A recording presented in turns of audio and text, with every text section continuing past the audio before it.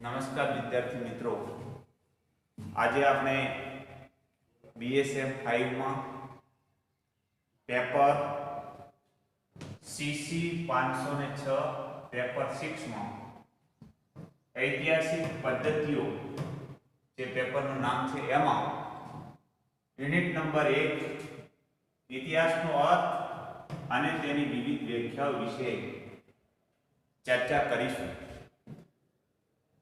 तो विद्यार्थी मित्रों, समय और स्थल प्रमाणे इतिहासનો अर्थ બદલાતો રહે છે અને જુદો જુદો નીકળે છે। ઇતિહાસના અભ્યાસની સરળતા ખાતર ઇતિહાસને સમજવામાં સરળતા રહે એ ખાતર ઇતિહાસના 3 વિભાગો પાડવામાં આવે છે। એક પ્રાચીન યુગ, આ યુગમાં રાજા મહારાજા નું મહત્વ વધારે હતું। પ્રાચીન યુગ જે ઈસવીસન 1200 સુધી હર્ષવર્ધનના સમય સુધી ભારતના ઇતિહાસને પ્રાચીન યુગ તરીકે ઓળખવામાં આવે છે। આ સમયમાં રાજાઓનું વર્ચસ્વ હતું, એટલે આ સમયનો મોટા ભાગનો ઇતિહાસ જે કંઈ લેખકોએ લખ્યો છે એ રાજા મહારાજાઓને કેન્દ્રમાં રાખી અને ઇતિહાસનું લખાણ કર્યું છે। એમાં રાજાઓનું ઉત્થાન, તેમનું પતન, તેમના યુદ્ધો, એકબીજા રાજા એકબીજા ઉપર યુદ્ધો કરતા એમનું વર્ણન આ સમય દરમિયાન મળે છે। એટલે કે પ્રાચીન યુગના ઇતિહાસનું લખાણ રાજા મહારાજાઓના ખાસ કરીને ગુણગાન ગાતું લખાણ હતું। જ્યારે બીજો યુગ છે ઈસવીસન 1200 પછીનો, એ મધ્યયુગ તરીકે ઓળખાય છે। મધ્યયુગમાં ધર્મનું મહત્વ વધ્યું, સાથે સાથે સામંતશાહી અસ્તિત્વમાં આવી, અમીરશાહી અસ્તિત્વમાં આવી। એટલે આ યુગમાં જે ઇતિહાસનું લખાણ થયું એ મોટા ભાગે ધર્મગુરુઓ યુરોપમાં ખાસ કરીને પોપ પાદરીઓ વિશે લખાયું, સામંતો વિશે નું લખાણ આ સમય થયું। કારણ કે પ્રાચીન યુગ અને મધ્ય યુગમાં ઇતિહાસકારોએ પણ આ વિશે લખવું જરૂરી હતું, કારણ કે ઇતિહાસકારોને પણ આ રાજાઓ, આ ધર્મગુરુઓ આશ્રય આપતા હતા। અર્વાચીન યુગમાં સામાન્ય માનવી મહત્વનો બન્યો। ભારતમાં બ્રિટિશ સમય પછીનો જે સમયગાળો છે એને અર્વાચીન યુગ તરીકે ઓળખવામાં આવે છે। એટલે આ સમય દરમિયાન સામાન્ય માનવી, એનો સમાજ, સંસ્થાઓ,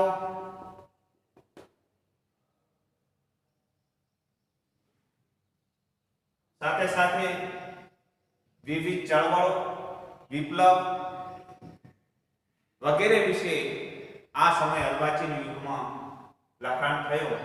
અને અર્વાચીન સમયમાં ઇતિહાસ એક વૈજ્ઞાનિક દ્રષ્ટિએ લખાવા માંડ્યો। રાંકે જેમ કહ્યું છે એમ ઇતિહાસ એ વૈજ્ઞાનિક દ્રષ્ટિએ લખાવા માંડ્યો। આખું ઇતિહાસનું સ્વરૂપ અર્વાચીન સમયમાં બદલાયું। ઇતિહાસ શબ્દનું મૂળ, ઇતિહાસ શબ્દ ક્યાંથી ઉદ્ભવ્યો? જુદા જુદા દેશો પ્રમાણે ઇતિહાસ શબ્દ એનું મૂળ જુદું જુદું છે। ગ્રીક શબ્દ છે આઇરોપિયન, જ્યારે લેટિન શબ્દ છે હિસ્ટોરિયા, ફ્રેન્ચ ભાષાનો શબ્દ છે હિસ્ટોરી,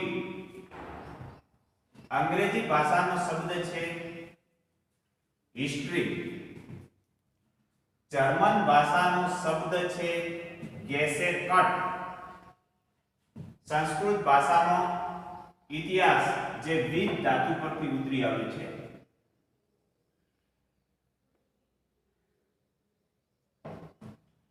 ગુજરાતી ભાષામાં ઇતિહાસ શબ્દ છે, અંગ્રેજી ભાષાના શબ્દ હિસ્ટ્રી પરથી ગુજરાતીમાં ઇતિહાસ શબ્દ ઉતરી આવ્યો છે.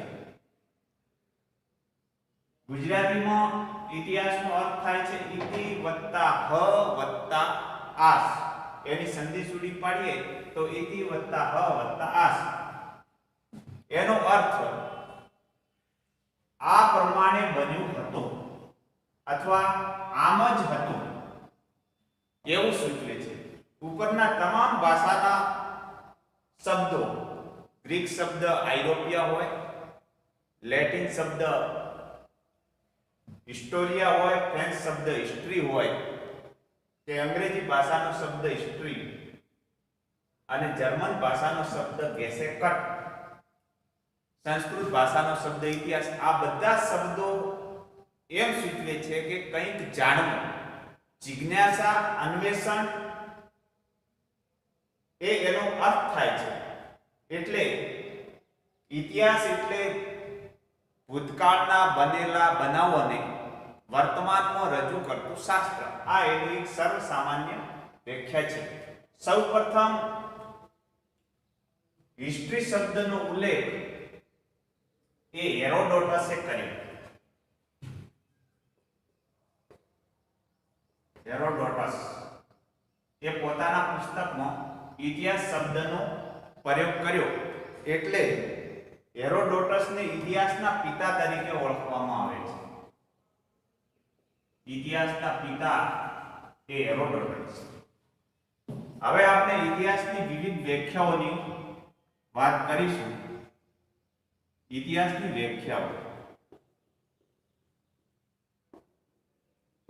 ઇતિહાસની એક સર્વસામાન્ય વ્યાખ્યા એ છે કે ભૂતકાળના બનેલા બનાવોને વર્તમાનમાં રજૂ કરતું શાસ્ત્ર એટલે ઇતિહાસ. ભૂતકાળના બનેલા બનાવોને વર્તમાનમાં રજૂ કરતું શાસ્ત્ર એટલે ઇતિહાસ. એટલે કે ભૂતકાળમાં જે કંઈ બનાવો બન્યા છે એ બનાવોને વર્તમાન સમયમાં રજૂ કરવામાં આવે તો એ ઇતિહાસ છે. વિદ્યાર્થી મિત્રો, આજે આપણે ઇતિહાસનો અર્થ અને એની જુદી જુદી વ્યાખ્યાઓમાં કેટલીક ચર્ચા કરી. હવે આપણે નેક્સ્ટ ટાઈમ આપણે આગળ વધુ વ્યાખ્યાઓ વિશે ચર્ચા કરીશું. જ્યારે એરિસ્ટોટલે વ્યાખ્યા આપી છે, એરિસ્ટોટલની વ્યાખ્યા છે વિશિષ્ટ વ્યક્તિઓના કાર્યો અને અનુભવોનો વિવરણ કરતું શાસ્ત્ર એટલે ઇતિહાસ.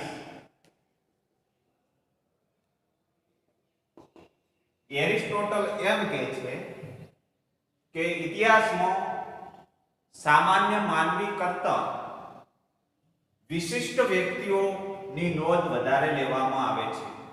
એના માટે એને શબ્દ વાપર્યો છે વિશિષ્ટ. વિશિષ્ટ વ્યક્તિઓ, એમના કાર્યો અને અનુભવો.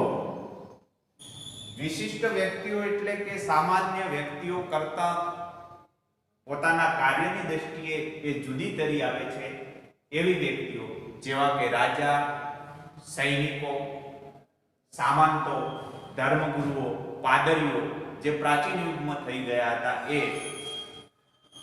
અને આપણે આધુનિક યુગની વાત કરીએ, અર્વાચીન યુગની, તો એ સમય દરમિયાન વિપ્લવ દરમિયાન ઝાંસીની રાણી લક્ષ્મીબાઈ, પછી છત્રપતિ શિવાજી, મહારાણા પ્રતાપ, તાત્યા તોપે, નાના ફડણવીસ, બાજીરાવ પહેલો, પેશવા નાના સાહેબ જેવા વ્યક્તિઓ કે જે પોતાના કાર્યોની દ્રષ્ટિએ બીજા વ્યક્તિઓ કરતા અલગ તરી આવ્યા હતા અને એમના અનુભવો, એમને જે કંઈ અનુભવો થયા છે એનું વિવરણ કરતું શાસ્ત્ર એ ઇતિહાસ છે. એટલે એરિસ્ટોટલ એવું કહેવા માંગે છે કે ઇતિહાસમાં તમામ માણસો, સામાન્ય માણસોની નોંધ કરતા એ વિશિષ્ટ વ્યક્તિઓની નોંધ વધારે કરે છે અને જેના દ્વારા એમના અનુભવોનું વિવરણ એ સામાન્ય વ્યક્તિઓને કંઈક માર્ગદર્શન આપે છે. હવે આપણે આગળ જોઈશું તો માર્ક બ્લોકે પણ ઇતિહાસની એક વ્યાખ્યા આપી છે. માર્ક બ્લોકે એવી વાત કરી છે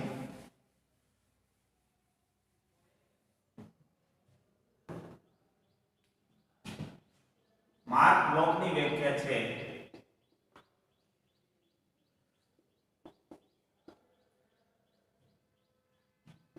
ઇતિહાસ એટલે સમય અને સ્થળ સહિત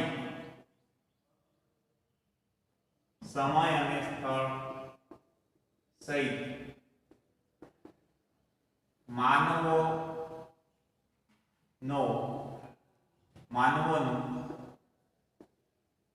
ભૂતકાળ દર્શાવતું શાસ્ત્ર.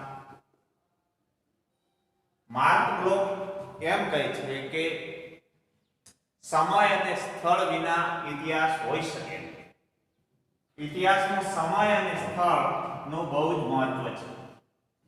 સમયમાં આપણે આગળ જોઈ ગયા કે પ્રાચીન યુગ પણ હોઈ શકે, મધ્યયુગ પણ હોઈ શકે અને અર્વાચીન પણ યુગ પણ હોઈ શકે. એટલે ઇતિહાસ માટે સમય ખૂબ જ મહત્વનો છે અને સ્થળ એટલે જુદા જુદા દેશોનું જે પ્રમાણે સ્થળ આપણે ફ્રાન્સ, ઇંગ્લેન્ડ, ભારત એ પ્રમાણે એટલે સમય અને સ્થળ પ્રમાણે માનવીનો ભૂતકાળ દર્શાવતું શાસ્ત્ર છે. એટલે માનવીના ઘડતરમાં પણ સમય અને સ્થળનું બહુ જ મહત્વ હોય છે. જે પ્રમાણે રાજાઓના સમયમાં પ્રજા એ રાજા પ્રત્યે કેવા પ્રકારનું એમનું વર્તન હતું, રાજાઓને કેવા પ્રકારના કર આપતી હતી અને કેવા પ્રકારે એમનું સામાજિક જીવન હતું, આર્થિક જીવન હતું, એ રાજાશાહીમાં એમનું અલગ જીવન હતું. જ્યારે બ્રિટિશ યુગમાં પણ પ્રજાનું અલગ જીવન હતું. એની સાથે સ્વતંત્રતા બાદ લોકશાહીમાં પ્રજાનું જીવન અલગ પ્રકારનું છે. એટલે માનવીના ઘડતર માટે એ સમય એ ખૂબ જ મહત્વનો છે. સાથે સાથે સ્થળ પણ એટલું જ મહત્વ બતાવે છે. દાખલા તરીકે સ્થળની આપણે વાત કરીએ તો ડુંગરા પ્રદેશોમાં રહેતા વ્યક્તિઓનું જીવન એ પ્રમાણે એમની રહેણી કહેણી, એમનો પહેરવેશ એ બધું હોય છે. જ્યારે સપાટ મેદાનોમાં રહેતા લોકોનું જીવન પણ એ રીતે ગણાય છે. એટલે ઇતિહાસના ઘડતરમાં સ્થળનું પણ ખૂબ જ મહત્વનું હોય છે. એટલે સમય અને સ્થળ સહિત માનવોનું ભૂતકાળ દર્શાવતું શાસ્ત્ર એ ઇતિહાસ છે. આવો માર્ક બ્લોક કહે છે.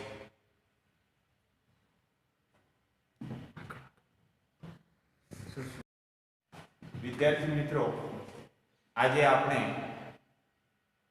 ઇતિહાસનો અર્થ અને એની જુદી જુદી વ્યાખ્યાઓમાં કેટલીક ચર્ચા કરી. જેમાં ઇતિહાસ શબ્દનું મૂળ